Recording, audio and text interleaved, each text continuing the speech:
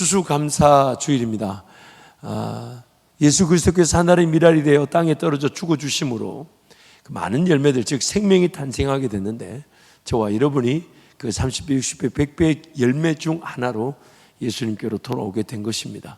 그러기에 여러분, 이 추수감사의 계절에 예수 그리스도의 구원의 사랑이 더욱 믿어지고 감사함으로 하나님을 예배하시기를 축복합니다. 우리 감사합니다 세 번 선포합니다. 시작. 감사합니다. 더욱 감사합니다. 갈수록 더 감사합니다. 감사했더니 기적이 일어났습니다. 감사합니다. 더 감사합니다. 갈수록 더 감사합니다. 감사했더니 기적이 일어났습니다. 감사합니다. 더 감사합니다. 갈수록 더 감사합니다. 감사했더니 기적이 일어났습니다. 아멘. 우리 옆에 분 한번 축복할까요? 평안할지어다. 평안할지어다. 평안할지어다. 평안할지어다. 평안할지어다. 평안할지어다. 귀한 믿음의 삶이 하나님으로 인해 새로워지기를 축복합니다. 추수감사절은 구약의 일곱 7대 명절 중, 절기 중 초막절로 현대 드려지고 있습니다. 그 초막절의 그 절기 일정과 지금 우리가 추수감사 드리는 일정이 같은 맥락에 서 있는 것은 오늘 방금 읽었던 말씀처럼 너희가 토지 소산의 모든 것을 거두어 드릴 때에 초막절, 지금 오늘날 추수감사절을 지킬 것을 말씀하셨기 때문입니다. 그래서 추수감사절은 초막절이기도 불리기도 하며 또한 곡식을 거두어 드린다 해서 수장절이라고도 불리기도 합니다. 먼저 추수감사절 신명기 말씀 함께 선포합니다. 너희 타작마당과 포도주 틀의 소출을 거두어 들인 후에 이래 동안 초막절을 지킬 것이요 절기를 지킬 때에는 너와 내 자녀와 노비와 내 성중에 거주하는 레위인과 객과 고아와 과부가 함께 즐거워하되 내 하나님 여호와께서 택하신 곳에서 너는 이래 동안 내 하나님 여호와 앞에서 절기를 지키고 내 하나님 여호와께서 내 모든 소출과 내 손으로 행한 모든 일에 복 주실 것이니 너는 온전히 즐거워할지니라. 너희 가운데 모든 남자는 1년에 3번 곧 무교절과 칠칠절과 초막절에 내 하나님 여호와께서 택하신 곳에서 여호와를 배웁되 빈손으로 여호와를 배웁지 말고 각 사람이 내 하나님 여호와께서 주신 복을 따라 그 힘대로 드릴지니라. 아멘. 팔레스타인 땅에 봄, 즉 맥추절이라 그러죠. 맥추감사절을 지낼 때에는 보리나 밀 같은 곡식을 추수하게 되고요. 가을 추수는 팔레스타인 땅에 가장 많은 과실들, 열매들을 거두는 대추수가 바로 가을에 있는 것입니다. 저희도 우리나라도 마찬가지죠. 봄에 이렇게 보리를 추수하게 되고 가을에는 쌀과 혹은 모든 과실들, 풍성한 열매들을 거두게 되어서 이 초막절의 기간이 바로 추수감사절의 기간으로 지켜지기도 합니다. 그래서 오늘 본문 말씀은 그 추수감사절을 초막절로 얘기하는데 함께 선포합니다. 너희는 이래 동안 초막에 거주하되 이스라엘에서 난 자는 다 초막에 거주할지니 이는 내가 이스라엘 자손을 애굽 땅에서 인도하여 내던 때에 초막에 거주하게 한 줄을 너희 대대로 알게 함이니라. 나는 너희의 하나님 여호와이니라. 아멘. 그리고 이 초막절은 수장, 거둘 숫자에 품을장, 모을장, 감춰둘장, 그 곡식들을 이렇게 모으고 거두어 드린다 해서 수장절이라고 부르기도 합니다. 출애굽기 23장 16절 함께 선포합니다. 맥추절을 지키라. 이는 내가 수고하여 밭에 뿌린 것의 첫 열매를 거둠이니라. 수장절을 지키라. 이는 내가 수고하여 이룬 것을 연말에 밭에서부터 거두어 저장함이니라. 알곡과 가라지를 가려내어서, 알곡은 곡간 안에, 가라지는 불로 태워버린다. 그래서 이 땅에서 하나님께서 제 가운데 그 죄인들을 심판을 대신 당하시고 또한 죄로 말미암아 타락한 우리를 구원하셔서 거두어 들이시는 거죠. 궁극적으로 이 교회가 하나님 나라 공동체이며 또한 마침내 예수님이 재림하시는 그날에 모든 알곡은 예수님과 함께 천국에 들어가게 될 것이고 죽정이는 지옥불에 던져지게 되는 것입니다. 그래서 이 초막절이라 불리며 수장절, 이 추수감사절은 다름 아닌 하나님의 그런 열매를 거두어 드리는 최종적인 하나님 나라를 뜻하는 절기이기도 합니다. 또한 이 초막절, 이 수장절, 추수감사절이라 불리는 것은 풍성한 열매를 거두어 들였을 때 우리에게 주어진 그 열매로 인한 기쁨보다 그 열매를 허락하신 하나님 그분을 더 기뻐하고 즐거워하는 데 초점을 맞추라고 말씀하고 있어요. 그래서 이 추수감사절을 초막절로 지키라. 그 초막절을 어떻게 지켜냅니까? 길거리에 가서 가까운 나무 가지들을 꺾어가지고 지붕 위에나 야외나 길가에 초막을 짓고 그 초막을 지은 데서 일주일 동안 기간을 보내라는 것이죠. 다름 아닌 그 초막에서 하나님 그분이 우리 삶을 돌보신다는 걸 고백하라는 것입니다.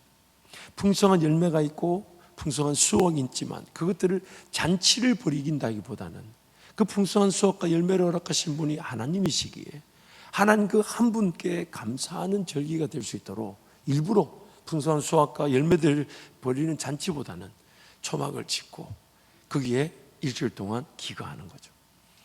그러니까 여러분, 이 초막의 생활은 이 광야 때 이스라엘 백성들이 약 40년 동안 하나님께서 그들의 모든 삶을 책임져 주셨다는 것을 또한 기억하는 절기이기도 합니다. 그래서 여러분, 한번 초막을 지금 우리가 지금 그렇게 짓진 않지만 그런 초막을 지은 하나님의 그 목적을 통해 우리가 무엇을 배울 수 있는지 한번 상상을 한번 해보시죠. 제가 청년부 사역 할 때 다른 건 다 해봤는데 이 한 가지 못 해봤는데, 이게 뭐냐면 수련회 갔을 때, 야, 우리가 하나님 말씀처럼 수련회 장소나 뭐 펜션이나 숙소를 하지 말고 초막을 짓고 수련회를 한번 해보자, 이렇게 제안을 했는데 나이가 많은 여자 청년들의 극심한 반대로 무산됐던 적이 있습니다. 하지만 그렇게 해보고 싶었어요. 왜냐하면 그 의미를 좀 되새기고 싶었어요. 한번 여러분 상상을 한번 해보시죠. 지금 본문에 나오는 대로 우리 주변에 나무 가지들을 꺾어가지고 초막을 딱 짓고 풍성한 수확과 열매들이 있습니다. 지금 여러분의 그 눈빛에서는 상상을 안 하려고 하는 것 같아요. 상상 한번 해보세요. 이렇게 초막을 이렇게 얼기설기 이렇게 각자 집으로 이렇게 그늘막 정도로 가릴 거 아닙니까? 이렇게 지놓고 그 안에서 좀 하나님 주신 그런 과실 열매를 먹으며 하나님을 기뻐한다는 것. 왜 그렇게 하라 하셨을까? 왜요? 일단 다른 건 몰라도 이 초막을 지을 만한 가지는 인생 어느 순간에 어느 곳에 가든지 있다는 거죠. 인생이 어딘가에 머물 필요가 있다는 거죠. 그래서 하나님이 우리의 먹을 것 마실 것 모르지 않고 또한 거해야 될 집의 필요성을 모르시지 않아요. 하지만 우리 인생의 목적은 어딘가에 영구히 안주한다기보다는 하나님이 내 인생을 이끌어 가시면 목자 되신 예수님을 따라가는 게 우리 인생의 최고의 안전이자 행복이기 때문에 필요한 공간에 있을 수 있다는 거죠. 하지만 그것을 초막처럼 짓듯 그렇게 여기며 살라는 겁니다. 한번 생각해 보세요. 가지를 꺾어서 아마 제가 만들면 여러분 것보다는 잘 만들 것 같아요. 그래서 뭐 가지를 좀 굵은 가지를 꺾어 와서 장가지를 꺾어서 촥 이렇게 뼈대를 세우고 대충 걸어 가지고 그리고 그게 막 너무 견고하게 지으려고 하지 않을 거예요. 왜? 일주일 뒤면 이거는 뭐 없어질 거니까. 그렇죠? 그럼 딱 지어서 가리고 있다가 일주일 뒤에 하나님께서 이제 광야 이스라엘 백성들 인도하듯이 자, 이제 떠나자라고 하신다면 그 초막에 미련을 둘까요? 안 둘까요? 미련을 두지 않죠. 왜? 다른 데 가면 또 초막을 지을 만한 나뭇가지들이 있을 거니까. 지금 하나님께서 우리에게 이 땅에 하나님 나라 백성으로 살아갈 그 목적과 의의를 훈련시켜 주시는 거죠. 우리는 본향가는 나그네라는 겁니다. 하나님 내 삶을 모르시지 않는다는 거예요. 어디 가든지 먹어야 되고 마셔야 되고 있어야 될 집의 필요성을 모르시지 않아요. 근데 그런 것들에 너무 얽매여 있지 말라는 거예요. 거기에 붙들려 있지 말라는 거예요. 하나님이 주신 공간에 최선을 다해 살다가 주님이 오늘은 이곳에서 복음을 전하고 내일은 저곳에서 섬기자 하시면 보따리 짊어지고 따라가는 게 우리 인생입니다. 지금 이 대전에 머무는 것도 예수님을 따르는 중에 여기 잠깐 머물러서 머무는 것이고 다른 지역으로 갈 수도 있겠고 사명에 따라요. 혹은 천국으로 옮겨질 수 있겠죠. 그런데 여기서 영원히 살 것이냐? 거기에 붙들려 있고 거기에 너무 시간이나 물질을 쓰지 말라는 겁니다.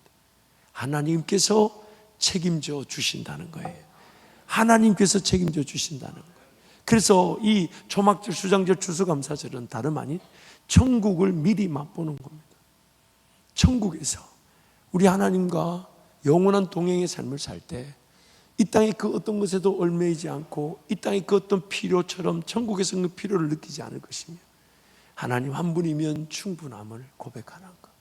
그래서 그 초막을 짓고 하나님을 예배한다는 것이죠. 이 이스라엘 백성들이 구약의 성경에 보면 하나님께서 7개 7대 절기를 명령하시고 그 7가지 절기를 명하셨는데, 이 초막절은 그 7대 절기 중에 구약 성경이 명시한 제일 마지막 절기입니다. 모든 수확이 일어난 절기죠. 그래서 7대 절기를 제가 간단하게 한 페이지에서 한번 소개하겠습니다. 먼저 6월절입니다. 6월절은 우리 1월 14일, 참고로 종교력이라는 것은 우리 동양인들은 잘 알아요. 음력과 거의 비슷합니다. 그러니까 1월이면 우리나라 한 3월 정도라고 양력으로 보면 되겠죠. 그래서 이 날은 애굽에서 해방된 날을 기념하는 날입니다. 6월, 즉 죽음의 사자가 모든 가정의 맏아들을 죽일 때에 그 가정에 양의 피가 대문에 발려져 있으면 죽음의 사자가 들어가지 않고 그 집을 넘어갔다. 그래서 한문으로 6월이라고 명칭하는 것이죠. 두 번째 절기는 6월절 다음 날부터 지키는 무교절입니다. 이 6월절과 무교절은 같은 절기라고 해도 과언이 아니에요. 즉 누룩 없는 떡을 먹습니다. 무교, 누룩이 부풀기를 기다릴 수가 없습니다. 예수님이 어디로 가자시는지 그 기가 푸른 초장 맑은 시냇물가락이 되기 때문에 예수님을 언제든지 따라 나서야 되는 인생이 바로 우리 인생이라는, 그래서 무교절을 지키라. 그리고 세 번째 절기는 초실절, 즉 첫 수확한 보리 이삭 한 단을 제단에 바치는 초실절.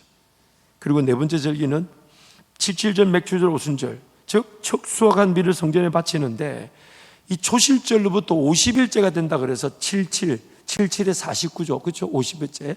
그리고 이 맥추제를 말은 우리나라 말로 맥이지만 이 우리나라 절기에 맞춰서 번역하다 보니까 맥추인데, 이 밀을 추수했다 해서 맥추제라 부르고, 또한 오순이란 말은, 순이란 말이 숫자 열을 뜻합니다.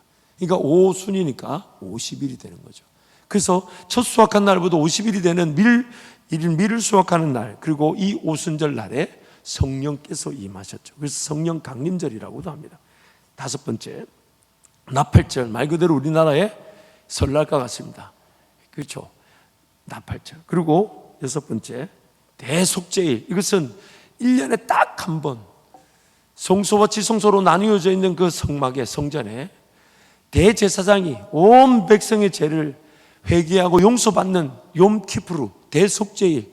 그래서 이 속죄일에만 딱 한 번 지성소에 들어갈 수가 있었죠. 그리고 마지막 절기가 장막절, 초막의 다른 말이겠죠. 장막절, 그리고 수장절입니다. 출애굽 후 광야의 천막 생활을 기념하는 가을 추수를 감사하는 기간입니다. 이 6월절은 영적인 의미로 예수 그리스도의 죽음을 뜻합니다. 예수 그리스도의 그 죽으심처럼 양이 죽어져 그 피를 바른 진문을 죽음의 사자가 넘어갔으니, 오늘 예수 그리스도의 피로 구원을 받은 우리가 죽음의 사자가 우리를 넘어가는 것이죠. 또한 무교절은 예수 그리스도로 인해 사는 인생임을 뜻합니다. 예수님이 어디로 인도하시든지 그 예수님을 따라가는 인생. 그래서 무교, 누룩이 부풀기를 기다릴 수가 없는 거예요. 즉각 빵 해먹고, 그래서 빵 먹을 때 6월절 절기를, 무교절을 지킬 때 이스라엘 백성들에게 이렇게 요구했죠. 허리에 띠를 띠고 신에 신을 신고 지팡이를 잡고 급히 먹으라.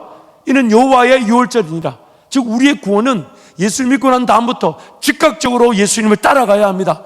그 길만이 생명의 길이고, 그 길만이 자유의 길이고, 그 길만이 나를 안전하게 지키는 길이기에 누룩이 부풀기를 이것저것 세상적인 이유로 이래서 못 간다 저래서 못 간다 그럴 수가 없다는 거예요. 또한 초실절은 예수 그리스도의 부활, 예수님이 부활의 첫 열매가 되시는 것이죠. 또한 77절, 맥주절, 오순절은 예수의 영이신 성령님의 임재 및 동행. 성령님의 제일 대표적인 이름이 뭐냐면 예수 그리스도의 영이십니다. 그래서 지금 예수님은 성령으로 우리와 함께하고 계시죠. 그래서 예수님이 성령으로 우리와 임재하시고 동행하시는 삶의 여정을 말하는 것입니다. 나팔절, 다름 아닌 예수 그리스도의 재림입니다. 그래서 저는 찬송가 중에 이 찬송 제일 좋아합니다. 나팔 불 때 나의 이름 나팔 아니 이구도 그러더만 이거 왜 따라하질 않나 모르겠네. 이 정도 되면 따라하고 이제 우리끼리 그런 호흡이 좀 맞을 때 되지 않았나요? 아니 나팔 불 때 내 이름, 난 누구의 이름은 관심 없어. 내 이름, 내 이름. 그때 되면 다른 사람 누구 뭐 찾을 겨를이 없어요. 내 이름, 내 이름. 그 예수 재림을 이렇게 상징하죠. 속죄일은 예수 그리스도의 속죄와 심판, 즉 재림 때에 예수님이 알곡과 가라지를 가려내시듯 제 가운데 심판과 또한 예수 믿고 구원받은 자들을 건져내시는 것이죠. 그리고 장막절, 초막절, 수장절은 이제 영원한 천국에 우리가 들어가 영원한 동행을 주님과 이루며 사는 것입니다. 그래서 그런 절기들이 우리에게 주어졌죠. 그래서 이 절기들의 여러 가지 의미들이 있지만은 특히 그 유대력, 즉 이 절기에 유대 사람들은 하루 주기가 우리하고 조금 다릅니다. 우리는 태양이 뜨고 지는 것을 하루의 주기로 삼는데 유대 이스라엘 민족들은 절기 속에 하루 주기가 저녁이 하루의 시작이고 다음날 저녁 전이 하루가 끝나는 것입니다. 그래서 창세기 1장에 보면 저녁이 되며 아침이 되니 이는 첫째 날이니라 라고 얘기하시면서 저녁이 하루의 시작인 거죠. 그래서 여러분 종종 우리 성경에 보면 만 7일 동안 절기를 지키라 라는 표현 속에 일정을 보면 8일처럼 보이죠. 왜냐하면 우리의 시간에 저녁과 그 다음날 저녁 전까지의 시간이 겹쳐 있다 보니까 만 7일이지만 우리의 현 양력으로 볼 때 8일처럼 보이는 것입니다. 또한 이 7일간의 절기를 지키는 것은 무교절과 초막절 두 절기만 요구했는데 이 무교절과 초막절 때 7일 동안의 이 7일 절기는 다름 아닌 우리의 인생의 라이프타임, 우리 평생의 삶을 상징합니다. 그래서 첫날과 마지막 날은 반드시 아무런 노동도 하지 말고 안식일로 지키라 해서 안식일로 시작해서 안식일로 마치게끔 절기가 구성되어 있습니다. 우리가 창조되었던 날이 6번째 날이죠. 그래서 눈을 떠서 보니 첫 번째 날이 무슨 날입니까? 안식일이었어요. 하나님은 우리란 존재를 필요로 하셔서 일을 시키고 일꾼이 필요하고 종으로 부리기에 우리를 창조하신 게 아니라 자연 만물 속에서 하나님을 맛보고 경험할 수 있도록 우리를 창조하신 거예요. 우리와 안식하기 위해 창조하신 거예요. 제가 요즘 장제학교 금요일마다 조직신학 강의를 들어가다 보니까 중학생, 고등학생의 시선에서 말씀을 준비하다 보니까 깨닫는 부분이 많아요. 근데 그 중에 하나가 여러분 한번 상상해 보세요. 죄가 들어오기 전에 아담과 하와가 죄짓기 전에 만약 우리가 그 시대를 살았다면 우리는 어떤 삶을 살고 있을까? 성경이 많은 부분을 말하지 않지만 그러나 유추해 볼 수 있는 삶이 있죠. 아마 최소한 이런 삶이었을 거예요. 죄가 없었다면 하나님이 우리와 소통하시면서 하나님이 우주와 자연 만물을 창조하신 그 질서, 원리, 섭리, 보존, 다스리심을 일일이 소개해 주는 거예요. 이것도 지금 별로 이해가 안 되는데 좀 여러분 쉽게 얘기해 드릴게요. 이리 와봐봐. 이게 금이라는 거야. 이런 거 캐면 돈 된다? 이제 이해가 좀 되십니까? 꼭 그것만이 아니라 자연 만물, 지금 여러분 우리 세상의 모든 기술, 모든 발전된 이 상황의 지식은 다 하나님께서 더듬어 발견하게 하신 것이죠.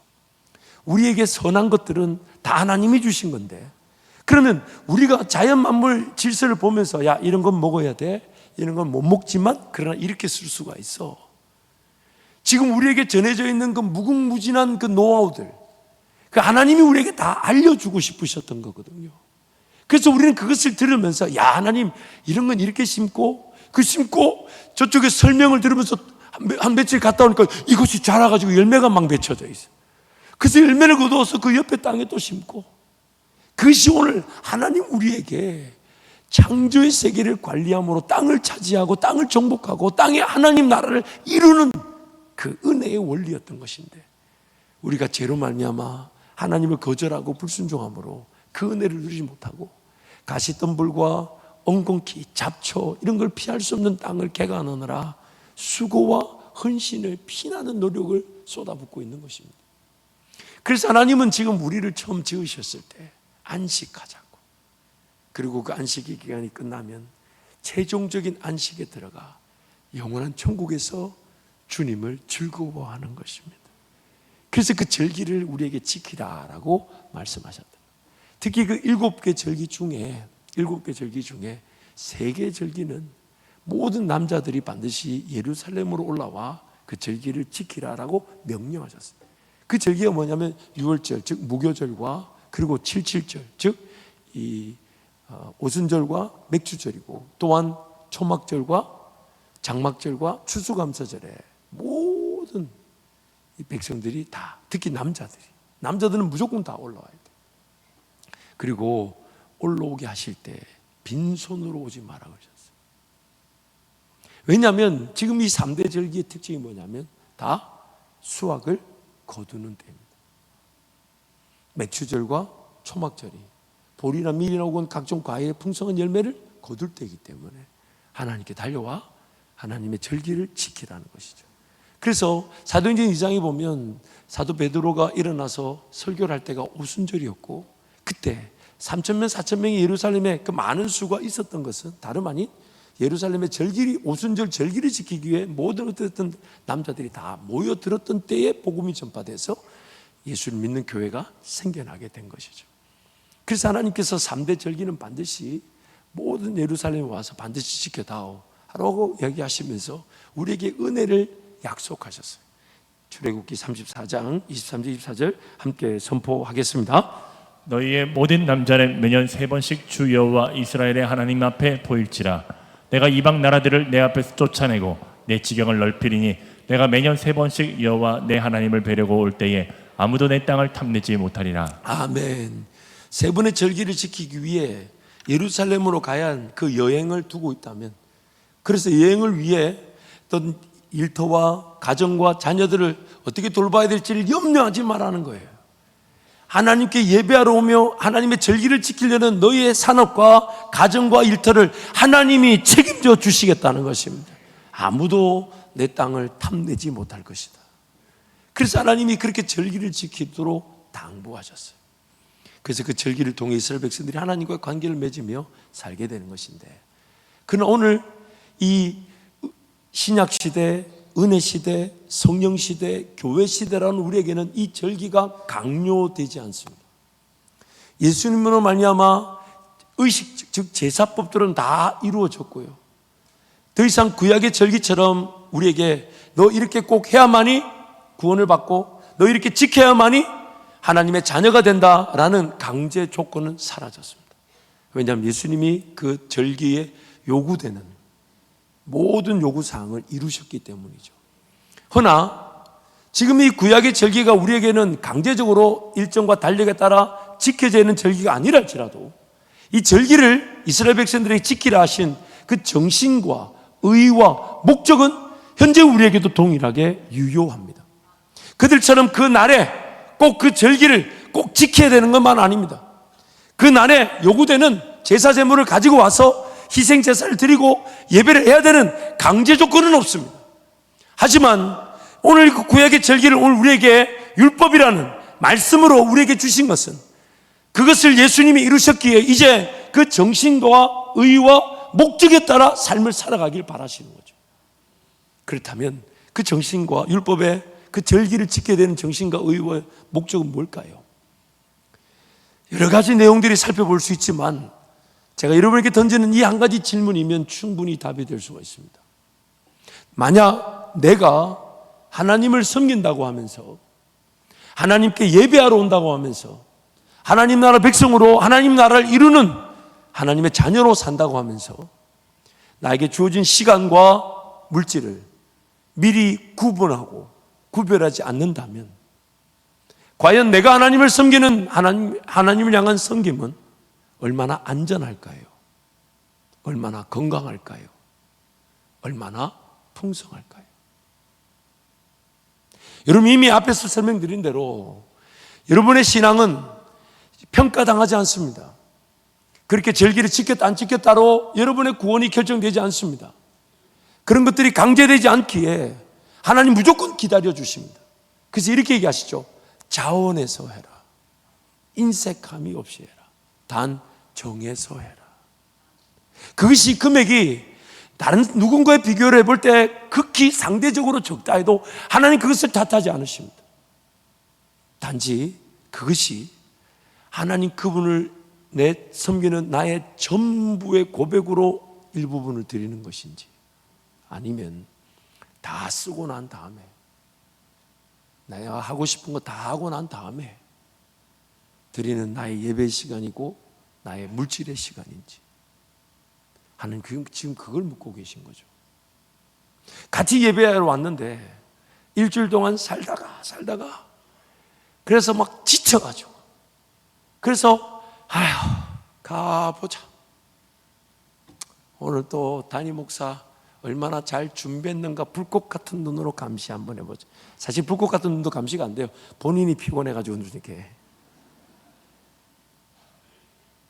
근데 누구는 이 주일이 삶의 시작점이 되어서 하나님을 기대하고, 하나님이 나에게 은혜를 주시고, 하나님 나에게 능력을 주시고, 하나님 나에게 믿음을 주셔서 6일간의 삶을 넉넉히 살아내고도 남을 기대감으로 예배에 온다면, 같은 시간 같은 양의 시간으로 예배하지만 그 가치와 열매는 다른 것입니다.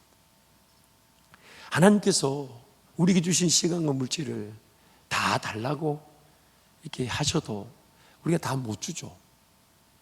믿음이 없잖아요. 아니, 저만 믿음이 없는 게 아니라 우리가 믿음이 없잖아요. 여러분, 좀 불리하면 대답 안 하는 그것은 떠나갈지어다. 그런데 하나님은 그런 우리 형편을 꾸짖지 않으시고 그 가운데서 어떻게든 하나님 앞에 최선을 다하는 것을 기뻐하시죠. 근데 그 최선이 내가 하고 싶을 때, 할 수 있을 때, 어쩔 수 없이 하는 것인지, 아니면 미리 나에게 주어진 시간을 미리, 또 나에게 주어진 물질 미리 먼저 떼서 하나님 앞에 드리는 것인지. 하나님이 인격적인 그리고 사랑의 관계에 있기 때문에 강제로 우리에게 요구하지 않으시나, 그러나 우리에게 은혜를 베푸실 때에는 우리의 시간과 물질이 그렇게 구별되어지기를 원하시죠.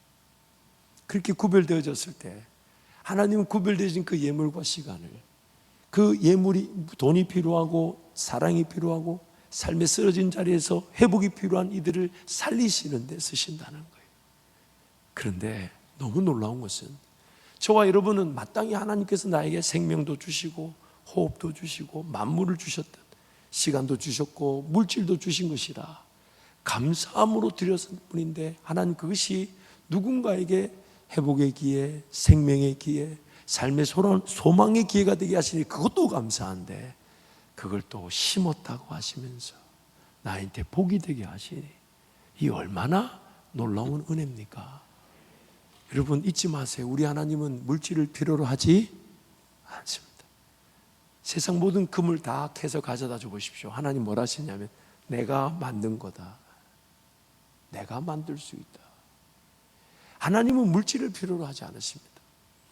그러나 성도들의 하나님과의 관계 속에서 하나님 그분의 은혜에 감사하여 마치 내가 하나님 앞에 진정한 예배자가 되기 위해, 그래서 시간도 아끼지 않고 또한 허락하신 물질이 하나님 나에게 주신 복인 줄 알아 하나님께 감사함으로 그렇게 드리는 것, 그것이 오늘 우리 인생 신앙의 성장 과정인 것입니다.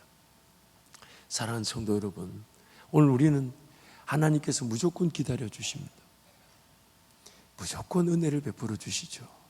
근데 인격적인 관계이기 때문에 내가 하나님 그분의 은혜의 법칙에 따라 순종하고자 할 때 성장하는 것이지, 내가 내 신앙의 기준이 되는 순간 이 신앙은 오히려 신앙생활을 하지 않는 것보다 더 무거워지기 마련입니다. 차라리 물 뜯어놓고 기도하는 게 돈 아끼고 시간 아낄 수도 있어요. 그러나 우리 신앙의 목적은 하나님이 지으신 세상에서 하나님 그분 없이 삶이 되지 않으며 언제 나를 부르실지 모르는 그 영원한 천국의 시간을 분명히 믿기에 오늘 이 땅에서 하나님을 섬기는 것입니다. 그래서 오늘 이 자리에 달려나올 때 여러분, 저와 여러분이 그 은혜를 고백하고 감사하며 또 하나님의 그 은혜의 말씀들을 듣지만, 그러나 각 성도가 정말 도전해야 될 부분들은, 그러면 나는 하나님 나에게 더 성장하게 하시게끔, 더 많은 은혜를 맛보게 하시게끔, 더 많은 은혜를 흘러보내게 하시도록 어떤 지혜를 주기를 원하실까? 어떤 지식을 주기를 원하실까? 거기에 맞춰서 나의 시간과 물질을 관리하여 하나님을 예배하고 섬기고 베풀고 나눌 때에 우리 인생이 성장할 때, 그냥 하고 싶을 때 할 수 있었던 신앙이 아니라 내가 자발적으로 법으로 딱 정하는 거죠. 주일날 무조건 예배 드리러 간다. 주일날 내가 하나님 앞에 최선의 물질로 하나님을 예배한다. 하나님께 이런 거 내가 작정한다, 미리 드린다. 자기 스스로가 자원해서 법을 세우게 되면 내가 지킨 법이 나를 지키게 되는 것이. 그래서 성경이 이렇게 말합니다. 나는 죄와 사망의 법이라는 것에 갇혀 지옥 갈 수밖에 없었는데 성령 하나님께서 나와 함께 법을 세우셨어요. 즉 생명의 성령의 법이 죄와 사망의 법에서 우리를 해방하였느니라. 그래서 지금 하나님이 절기를 우리에게 명령하셨던 것입니다. 무엇보다도 이런 어떤 규칙적이고 정기적이고 체계적인 이런 이 절기와 같은 정신, 의와 목적이 필요한 이유가 있어요. 그게 뭐냐면 우리라는 존재는 긍정적인 것보다 부정적인 면이 더 많습니다. 이거를 부정성이라 그러는데, 여러분 한번 생각해 보세요. 여러분 안에 긍정적인 게 많은 것 같아요? 부정적인 게 더 많은 것 같아요? 잘 모르시죠? 이게 부정입니다. 이걸 제가 좀 더 이론으로 좀 설명을 할 텐데요. 한국일보 신문 기사를 제가 좀 발췌해 왔어요. 사람들은 아무리 칭찬을 많이 들어도 한 번의 비난에 무너진다. 뉴스도 훈훈한 선행 기사보다 끔찍한 범죄 기사에 더 민감하고 즉각적으로 반응한다. 멀쩡한 회사가 나쁜 소문 하나로 무너지고 연예인은 실수 한 번으로 대중의 신뢰를 잃는다. 나쁜 것이 좋은 것보다 강하다는 부정성 효과, 부정성 편향, 부정성 지배 때문이다. 여러분 선거철에 아무리 좋은 공약이 많아도 우리 귀에 잘 들리는 것은 어떤 후보의 약점, 문제, 소위 말하는 네거티브 공격이라 그러죠. 그런 비난, 이게 귀에 잘 들어. 그래서 그걸 더 많이 하는 거예요. 아무리 좋은 공약을 내놔도 사람들은 그건 당연하다 생각하고, 저 사람이 이런 문제가 있대, 저런 문제, 이걸 좋아한다는 거예요. 그게 왜 그러냐면 우리란 존재가 죄로 말미암아 타락해서 아예 한쪽으로 치우쳐 있다는 거예요. 그래서 깨닫는 자도 없고 찾는 자도 없고 무익함을 아는 자도 없다고. 의인은 없나니 하나도 없다고. 여러분 우리란 존재는 지금도 길이 내가 하나님을 섬길 길과 세상을 따라 살아갈 그 길에 중립에 서 있는 게 아니에요. 우리란 존재는 이미 한 길밖에 없어요. 지옥 가는 길이 없고 하나님을 전혀 모르는 길이 없고 세상 사람들이 살아가는 방식대로 사는 게 전문 줄 아는 사람들이었어요. 그런데 하나님이 그 한 길밖에 없는 그 죽음의 길에서 우리를 끄집어내신 거예요. 건져내신 거예요. 그래서 생명의 길로 인도하시는 거예요. 우리한테 지금 두 갈래 길이 있는 게 아닙니다. 가만히 내버려 두면요, 마치 겨울철 아무것도 안 해도 추운 날씨로 물이 얼어붙어 버리는 것처럼 가만히 내버려 둘 수가 없는 거예요. 깨고 부수고 젓고 젓지 않으면 얼어붙어 버리는 것처럼 하나님을 찾고 하나님을 의지하고 하나님을 예배하고 하나님을 구하지 않으면 우리는 그 사망의 길을 벗어날 수가 없습니다. 이미 한쪽으로 치우쳐 있단 말이에요. 그래서 그 부정성 편향 때문에 여러분 알다시피 여러분의 성장 시기와 자녀들을 길러보면 아시잖아요. 나쁜 습관과 나쁜 문화는 아주 쉽게 시키지 않아도 잘 생깁니다. 그런데 좋은 습관, 좋은 문화는 부단히 노력해도 쉽지 않을 뿐만 아니라 더 안타까운 것은 20년, 30년을 그렇게 좋은 습관, 좋은 문화를 만들었는데 나쁜 습관 단 한 번 행한 것으로 20년, 30년의 좋은 습관 문화가 무너져 버립니다. 그래서 우리는 항상 하나님을 찾지 않으면 안 되는 존재인 거예요. 존 티언이 또 조이 바우마이스라는 이 심리학자가 책을 썼는데 부정성 편향, The Power of Bad라 해서 연구자들은 나쁜 것은 좋은 것보다 최소 2배는 강력하고 지폐와 동전이 아닌 정서와 관계의 경우에는 일반적으로 3배 강력하다는 것을 계속해서 발견해 왔다. 이것은 좋은 것이 나쁜 것을 제압하기 위해서는 긍정성 비율이 적어도 3대1, 가급적 그보다 조금 더 높아야 한다는 의미다. 따라서 우리가 사회 법칙이라고 부르는 것, 즉 나쁜 것 하나를 극복하려면 좋은 것 4개가 필요하다는 지침을 제안하고자 한다. 부정성 편향, 즉 최소한 하나의 부정적인 걸 이기려면 4개가 더 필요하대요. 여러분 모임을 가져봐도 그렇죠. 다 좋은데 한 명만 이상한 소리 하죠. 그 전염성이 엄청납니다. 그래서 여러분 내 입에서 그 부정적인 말이 시작되는 걸 두려워할 줄 알아야 돼. 나는 쉽게 말했는데 다른 이들이 그것을 받아들여 나도 그래 할래 하고 같이 그 어려운 길을 걸어가게 되는 거예요. 그래서 우리의 이런 영적 형편 때문에 하나님은 법을 세우기를 원하시죠. 근데 그것을 강제로 하지 않으시고 자발적인 관계 속에 내가 하나님 은혜의 맛을 보고 하나님 은혜를 경험하여서 내가 그 예배드리는 시간이든 나에게 주신 물질이든 법을 세워 하나님 앞에 최선을 다하고자 하는 것. 근데 그 법이 나를 지켜내게 되는 것이죠. 사랑하는 성도 여러분, 오늘 우리의 영적 형편을 관가해서는 안 됩니다.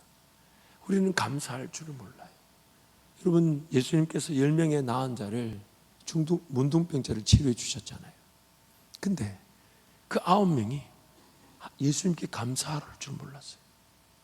왜 감사를 하냐? 나은 자로 살 때는 성박 격리된 공간에서 거지처럼 구걸하며 살았지만 예수님 말씀대로 치료받고 나니까 이제부터 내가 어떻게 살아야 되지? 뭐 먹고 살아야 되지? 어떤 일을 해야 되지? 이 삶에 대한 긴박감 때문에 당연하다는 감사할 줄 몰랐던 거예요. 그런데 사마리아인 한 사람은 예수께 달려나와 감사했을 때 그 9명이 결코 맛볼 수 없는 은혜를 예수님이 그 순간 주셨죠. 내 죄 사함을 받았느니라. 오늘 우리의 인생도 그 안타까움에 있을 수 있습니다. 문제 어려움을 해결하느라 하나님 나에게 주신 은혜 다 까먹어버리고 기억조차 못하고 분명히 하나님이 도와주실 텐데 그 도와주신 은혜를 생각하기보다는 이건 안 될 거야, 이건 어려울 거야, 어떻게 살지, 어느 길로 걸어가지, 자식들은 어떻게 건사하고 내 인생 어떻게 지켜내고 내 은퇴하고 나면 뭐하지? 뭔가 하나님이 주신 것에 대한 감사를 세우기보다는 자꾸만 어려운 거, 힘든 거, 안 되는 거, 불편한 거, 해결이 필요한 거, 도움이 필요한 거 거기에 집중해가지고 지금 나에게 주신 은혜를 감사할 줄 모르는 게 우리의 안타까움이라는 거예요.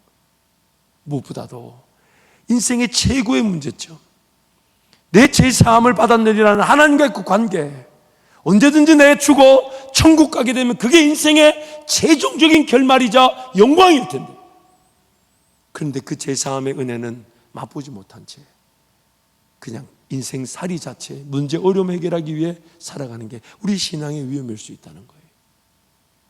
러시아의 문학가인 도스토옙스키가 인간은 시련만을 헤아려 볼 뿐 기쁨은 헤아려 보지 않는다. 어렵고 힘든 것들만 자꾸 세워보고 하나님 나에게 주신 것들 그리고 주실 것에 대한 그 은혜를 감사함으로 세워보질 않는데요. 좋은 비유일지 모르겠지만 한번 들어보세요. 참 천국 가면 이제 우리 외할머니 외할아버지 만날 텐데, 제가 포항에서 사역을 하다가 하나님께서 갑자기 부산으로 이렇게 막 바람을 불게 하셔서, 그리고 그 목사님께 갔더니 목사님 막 저를 보자마자 너무 좋아하시는 거예요. 사람들이 저만 보면 좋아해요. 죄송합니다. 근데 이건 다 제 어머니 기도응답인데, 하나님 우리 자녀들이 사람 앞에 섰을 때 수치와 거절을 당하지 않게 해주십시오.